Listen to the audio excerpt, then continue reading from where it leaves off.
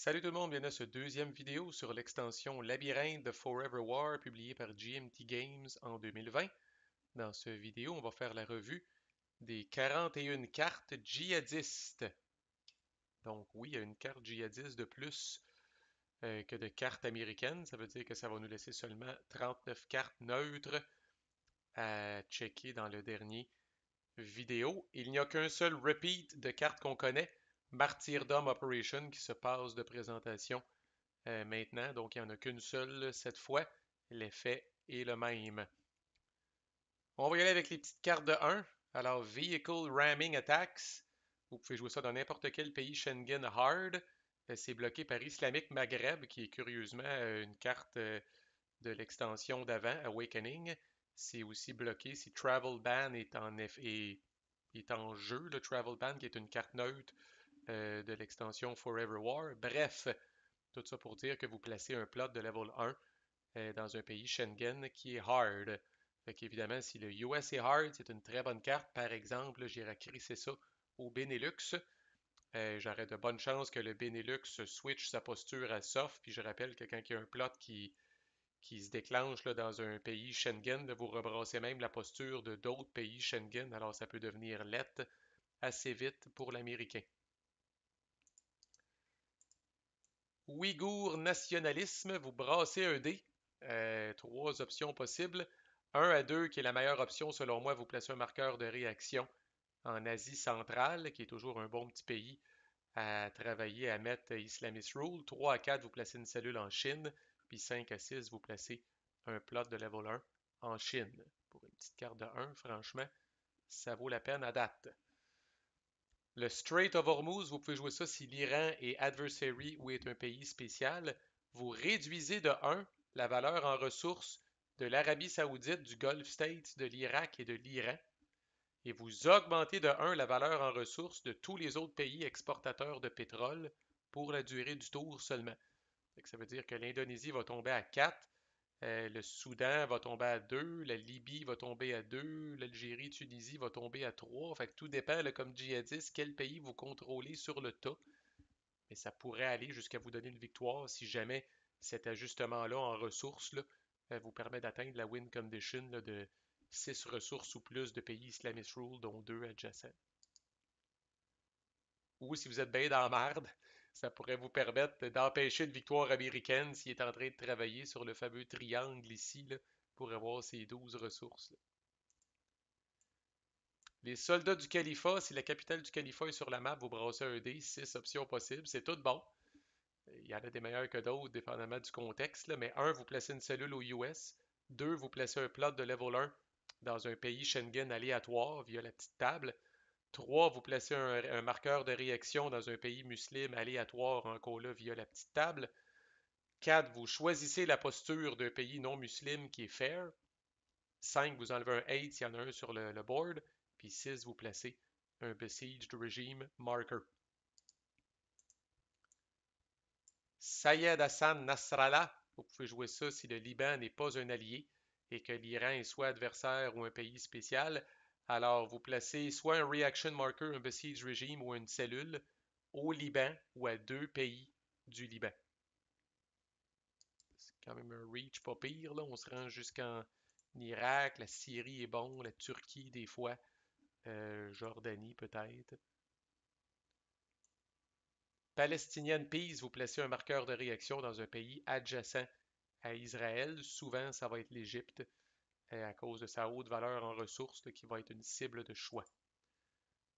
Parlant de l'Égypte, les supporters de Mohamed Morsi, vous placez un marqueur de réaction en Égypte ou dans n'importe quel pays avec de la milice.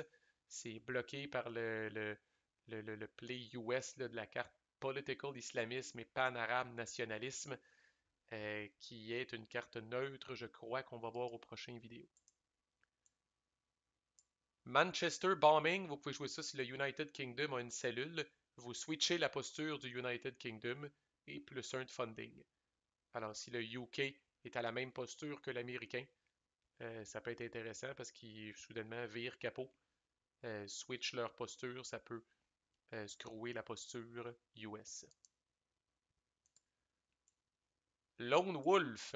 Alors, vous testez soit le Canada, la Scandinavie ou l'Inde. Ensuite, vous placez une cellule dans n'importe quel pays hard qui n'a pas à être le pays que vous avez testé. Fait que les deux choses, les deux effets sont vraiment indépendants, là. Vous testez d'abord soit le Canada, la Scandinavie ou l'Inde. Vous pouvez même choisir un des pays, d'un de ces pays-là qui est déjà testé, fait qu'il ne se passera rien. Puis ensuite, vous placez une cellule dans n'importe quel pays hard qui peut être le US si jamais le US est hard. N'oubliez jamais ça. Fait que pas encore là, pour une petite carte de 1, peut être assez intéressant de mettre une cellule aux États-Unis avec ça. L'ordre exécutif 13 492. Si le US est hard, moyen de prestige. Si le US est soft, vous placez une cellule n'importe où. Et dernière petite carte de 1, les drones swarms. Vous pouvez jouer ça dans un pays en guerre civile. Vous placez un plot de niveau 1 dans ce pays-là. Honnêtement, là, la plupart pour des cartes de 1, l'effet est quand même très intéressant. Normalement, on voit, oh, shit, une carte de 1, ça va être un événement boboche. Chris, les effets sont quand même pas pires. Les cartes de 2 maintenant, Russian Subterfuge. Vous pouvez jouer ça si la Russie n'a pas été testée ou si la posture de la Russie est à l'opposé des États-Unis. L'Américain discarte une carte aléatoire.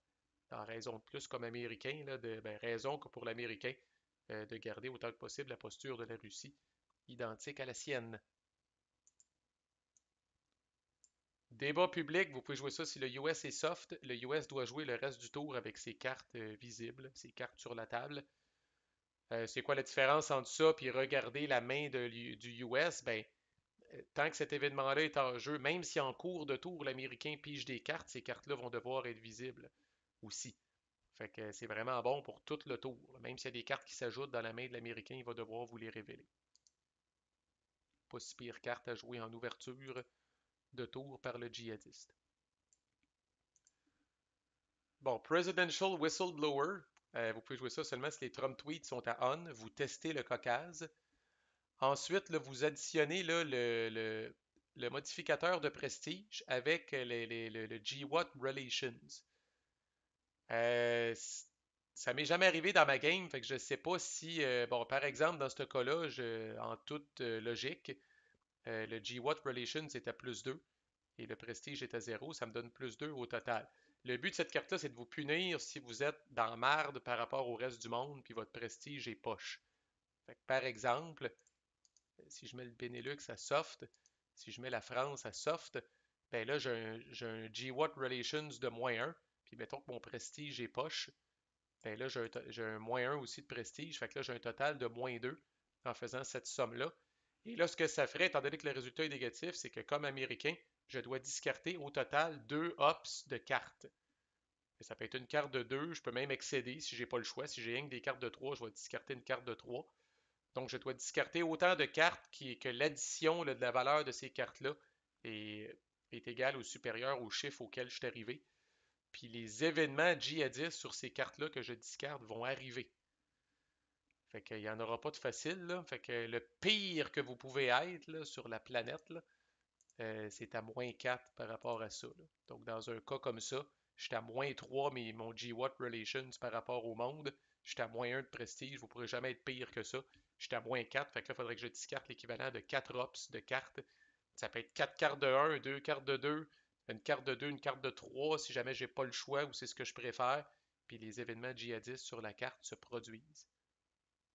Intéressante mécaniquement, un peu. C'est un peu encore là difficile à comprendre au début quand on la lit, là, mais quand on la comprend, quand même intéressante mécaniquement. Ensuite, on a les cartes classiques pour mettre la patte sur des WMD. D'abord en Syrie, Loose Chemical. Si la Syrie est en guerre civile, a encore sa WMD, puis il y a une cellule. C'est le classique, vous brassez un dé, vous ne savez pas si ça va marcher. 1 à 3, vous mettez la patte sur le WMD. 4 à 6, la cellule se fait pogner, puis est removée. Vous avez sensiblement l'équivalent pour l'Iran. Iranian Withdrawal, cette fois-là, le prérequis, le US doit être hard. L'Iran doit encore avoir une WMD puis une cellule. Vous brassez un dé sur un 1 à 3. Non seulement vous mettez la patte sur le WMD, mais c'est une autre façon que l'Iran va flipper et va devenir un pays musulman, fair adversary. Par contre, si vous prenez 4 à 6, on enlève la cellule puis il n'y a rien qui se passe. Il n'y a rien qui se passe dans le sens où vous ne mettez pas la patte sur un WMD puis l'Iran reste dans l'état où il était. Imperial Overstretch, dès que le US n'est pas à low intensity, c'est jouable. Le US discarte une carte aléatoire, punie pour s'être répandu militairement. Green on Blue, vous pouvez jouer ça si un plot vient de se résolver dans un pays en regime change ou un pays en civil war qui contient des troupes ou des advisors. Donc, lors de la dernière phase là, de Resolve Plots, là, si vous arrivez ici, là, puis qu'il y a un plot qui a été résolu dans un regime change ou un pays en civil war avec des troupes ou des advisors, vous gagnez +1 de funding. Vous brassez un dé sur un 1 à 3, la posture américaine switch. Si était hard devienne soft et vice-versa. Sur un 4 à 6, il ne se passe rien d'autre.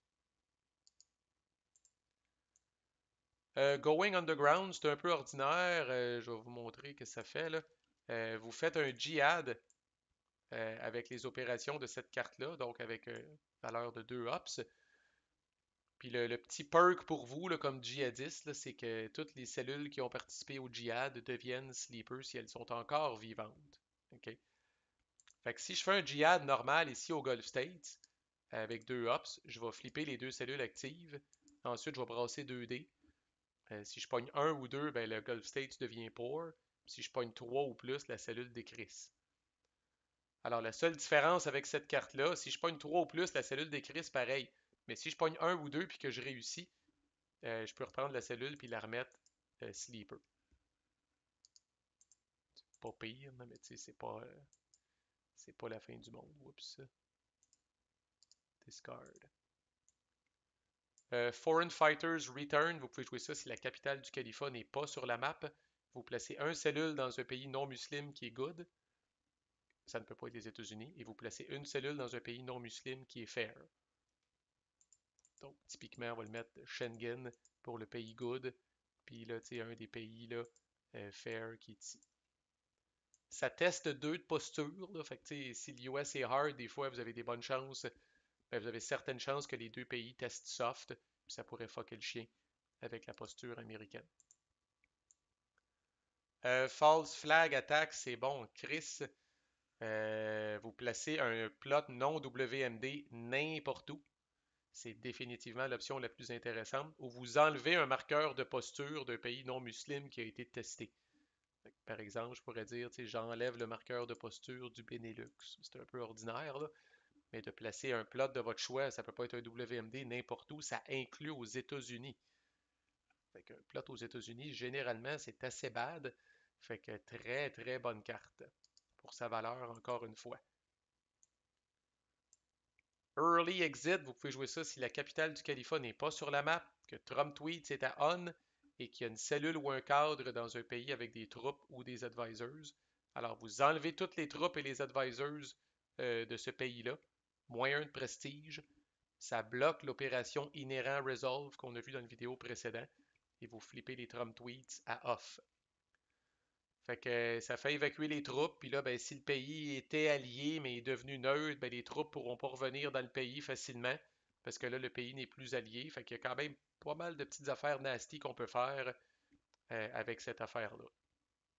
Mais ça nécessite que votre cher président ait tweeté. Le botch de Yemeni Raid, c'est intéressant. Vous pouvez jouer ça seulement si le prestige américain est high ou very high, puis vous descendez le prestige de 2. Donc, les États-Unis qui s'enflent un petit peu la tête puis qui s'en vont botcher un raid au Yémen. Le Black Gold, vous pouvez jouer ça si la capitale du califat est sur la map. Vous brassez un dé. Vous gagnez la moitié de la valeur du dé Roundup en funding. Barcelone Bomb, c'est épouvantable. Vous testez l'Espagne et ensuite vous pouvez placer jusqu'à 2 plots de level 1 en Espagne. Encore là, l'Espagne, le pays Schengen. Bonjour le screw-up de posture, là, surtout si vous êtes hard, comme si le US est hard. Là. Oh shit, là, si vous avez 2 plots en Espagne, si jamais les 2 plots go off, là, vous pouvez rebrasser la posture d'à peu près tout le monde en Europe. Là, ça va être un fuck-up total pour l'Américain. Encore là, pour une carte de 2, très fort. Et que dire de votre funding aussi, qui risque d'augmenter pas mal. Attempted Coup, une des rares cartes qui permet de mettre à peu près n'importe quel pays en guerre civile. Fait que vous jouez ça dans un pays musulman qui a 2 cellules ou plus, qui est allié et poor, ou adjacent à un pays en guerre civile et qui n'est pas good. Alors, vous activez toutes les cellules dans le pays, puis vous placez le pays en guerre civile, that's it. Fait que même le relativement stable Gulf States, dans une situation comme ça, là, il est adjacent à un pays en guerre civile, il n'est pas good, et il a deux cellules dedans, ou plus. Alors, il deviendrait en guerre civile. C'est sûr, faites attention comme djihadiste, là, parce que si le pays est allié, là, moi, ça m'est déjà arrivé de descendre des troupes là en sacrament, puis on va régler ça, le problème de guerre civile, tu vas voir. Fait que quand il y a beaucoup de troupes, là, quand arrive la phase d'attrition, là, ça fait mal en hostie aux cellules, là. Fait que faites attention où est-ce que vous décidez de faire ça, là. Puis dans certains cas, peut-être que vous n'aurez pas le choix, là. C'est pas you may place the country en civil war. Fait qu'un bon joueur US va peut-être vous manipuler dans une situation où vous n'aurez pas le choix de faire une guerre civile à un endroit qui y adonne à lui. Et finalement, à Mac News Agency, vous placez un cadre dans jusqu'à 3 pays, puis vous les testez si les pays ne sont pas marqués. Encore là, ça peut être une façon de tester des pays non musulmans pour essayer de foquer la posture américaine. Allons-y avec les cartes de 3. Tribal Leaders Withdraw Support, vous enlevez jusqu'à 3 milices de pays en regime change ou en guerre civile. Oups. Ungoverned Spaces, vous pouvez jouer ça dans un pays qui est poor, un pays qui est en guerre civile, ou n'importe quel pays musulman qui n'a pas été testé en Afrique. Vous placez jusqu'à 3 cellules dans ce pays-là. Petit symbole du califat, parce que je rappelle que de placer 3 cellules d'un coup via un événement dans un pays qui rencontre les prérequis qu'on a parlé dans les vidéos sur Awakening, ça peut être suffisant pour amener le califat en jeu. Bonne petite carte, ça peut être scary. Il arrive un pays pauvre, là, vous recrutez dans le pays bien tranquillement. L'US, il dit, ah, j'ai le temps, il y a de la misère à recruter. Bang, 3 cellules qui apparaissent dedans. Vous pourriez vous mettre dans une position de faire un major djihad dans le pays. Ouf, ça dans la catégorie là, tiré par les cheveux, là, le Téhéran-Beyrouth Land Corridor. Alors, vous pouvez jouer ça si les pays suivants sont testés, ne sont pas alliés et ne sont pas en guerre civile. Iran, Syrie, Liban et soit l'Irak ou la Turquie. Donc, l'Iran, la Syrie et le Liban ne doivent pas être alliés, doivent être testés, ne doivent pas être en guerre civile. Et soit l'Irak ou la Turquie doit remplir ces conditions-là. Quand même, plus 3 de funding dans ce scénario-là, c'est pas rien. Et tant que les conditions sont rencontrées, l'Iran devient un pays qui vaut 3 ressources plutôt que 2. Et vous enlevez le marqueur là, dès que ce fameux corridor-là là, a été. Qu'un pays là-dedans est devenu allié ou est devenu en guerre civile, peu importe la carte décrite. South China Sea Crisis, vous enlevez 2 troupes de la traque d'abord, du board si vous n'avez vraiment pas le choix, mais de la traque en priorité. Vous les amenez sur l'off-map box et vous allez les récupérer uniquement euh, à la fin d'un tour où le US et la Chine sont à la même posture. Donc là, présentement, la Chine n'est pas testée. Fait que là, comme US, il faudrait que j'essaye non seulement de la tester, mais qu'elle soit hard, puis que moi, je sois hard aussi, là. Fait que vous allez, c'est après avoir dealé les cartes qu'on fait ce check-là. Fait que vous allez au moins souffrir une fois d'avoir 2 troupes de moins. Peut-être que vous allez piger une carte de moins. Puis on l'espère pour vous comme Américain. Vous allez réussir à fixer là, les relations entre le US et la Chine. Au moment où vous jouez l'événement aussi, vous pouvez brasser la posture soit de la Thaïlande ou des Philippines en utilisant là, le bonus du prestige américain comme modificateur. Donc le pays va avoir plus de chances de tester hard si votre prestige est high ou very high. Qatari Crisis, vous pouvez jouer ça si n'importe quel pays Chiamix est en guerre civile. Vous testez le Gulf States.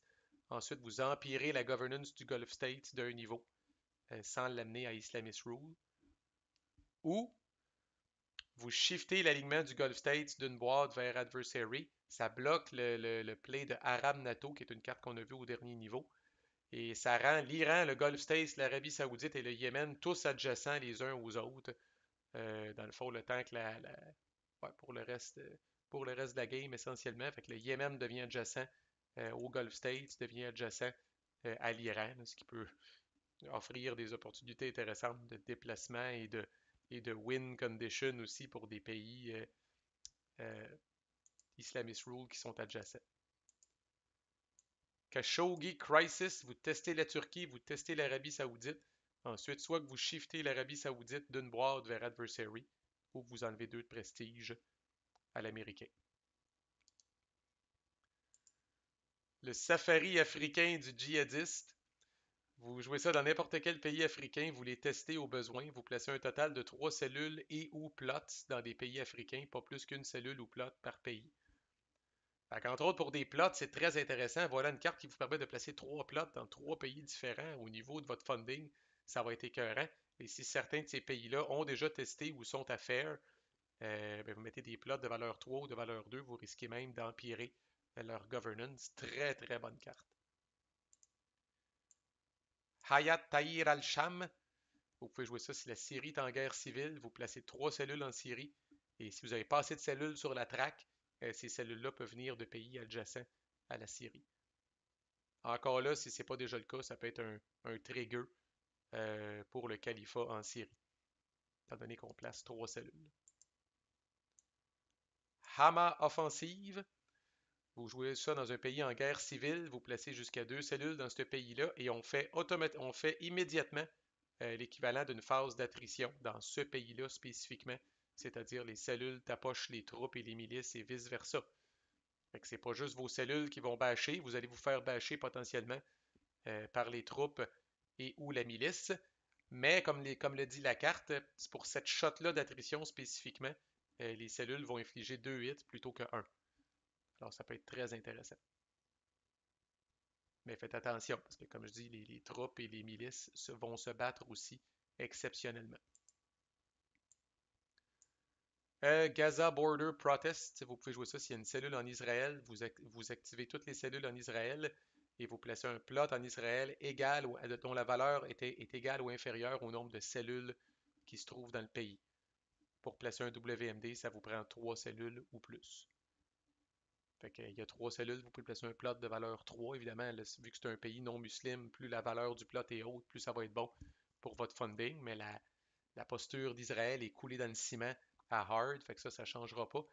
Si jamais la fameuse carte, le US Embassy to Jérusalem qu'on a vu aux dernières vidéos, a été jouée, vous pouvez placer jusqu'à 2 plots dont la valeur combinée n'excède pas le nombre de cellules.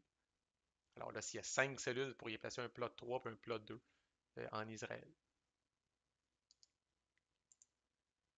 La carte qui a donné son nom à l'extension ou l'extension qui a donné son nom à la carte, peu importe, Forever War, No End in Sight. Alors vous pouvez jouer ça si le nombre de troupes plus milices sur la map est plus grand que le nombre de cellules. Autrement dit, là, les US et la milice sont répandus partout et on ne voit pas le bout. Vous réduisez le prestige américain par la différence entre les troupes plus milices et les cellules. Maximum 3. Fait que dès que vous avez 3 ou plus de troupes plus milices que de cellules, ben le US va perdre 3 de prestige. Ouf, Easter Bombings.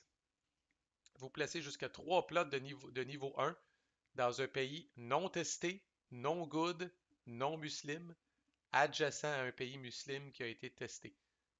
Alors imaginez que l'Indonésie-Malaisie a été testée. Bon, ben dans ce cas-là, la Thaïlande et les Philippines sont des cibles potentielles. Ce sont des pays qui ne sont pas good, qui ne sont pas musulmans et qui n'ont pas été testés. Donc, vous metteriez 3 plots de niveau 1 dans un de ces pays-là. Encore là, pour le funding, là, ouf, ça règle vos problèmes. Et finalement, la bataille de Marawi City, vous placez une cellule active et n'importe quel plot aux Philippines. Ça fait le tour des cartes djihadistes. Dans le fond, au prochain vidéo, on va voir les 39 cartes neutres. Et ensuite, tel que promis, là, je vais vous parler de mon scénario favori quand on a la chance d'avoir le jeu de base et les 2 extensions ensemble. À plus!